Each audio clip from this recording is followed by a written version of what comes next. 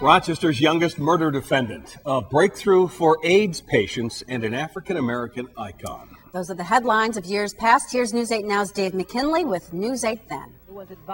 10 years ago this week, as the O.J. Simpson civil trial began, the FDA approved the controversial abortion pill RU-486, and a 13-year-old named Preston Mitchum claimed the dubious distinction of becoming Monroe County's youngest ever murder defendant.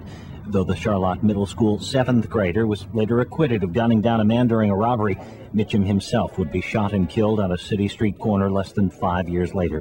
Former Vice President Spiro Agnew died at 78, and Republican presidential nominee Bob Dole slipped up on the campaign trail, literally, this week in 1996. 20 years ago this week. There is much scientists don't yet know about the drug AZT, but what they do know is that it provides the first real hope for AIDS patients. Miami Vice was TV's top-rated show. Guardian Angels still roam the streets of Rochester, and CD-ROM had only been available for a year this week in 1986.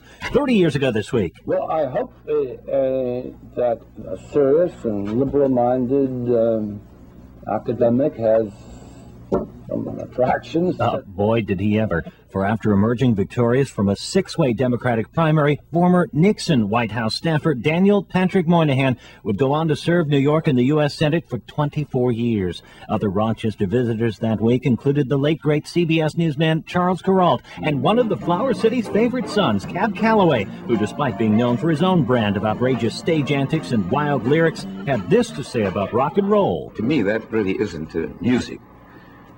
That rock business is noise. From Cab's mouth to your ears this week in 1976. 40 years ago this week, as the U.S. Civil Rights Commission convened in Rochester for a hearing regarding school integration, someone who knew more than a bit himself about breaking color barriers was here as well. This week's News 8 Then pop quiz, do you know who this is? Then, as now, football season was back upon us, and the two-time defending Calder Cup champion Rochester Americans began training camp looking to three-peat under the watchful eye of coach and general manager Joe Crozier.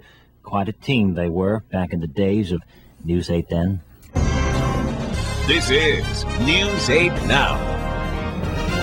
Here's the answer to this week's News 8 Then pop quiz. We said he was a man no stranger to breaking racial barriers. That is the one and only Jackie Robinson, who, when he visited 40 years ago this week, was serving Governor Nelson Rockefeller as a special assistant on community affairs.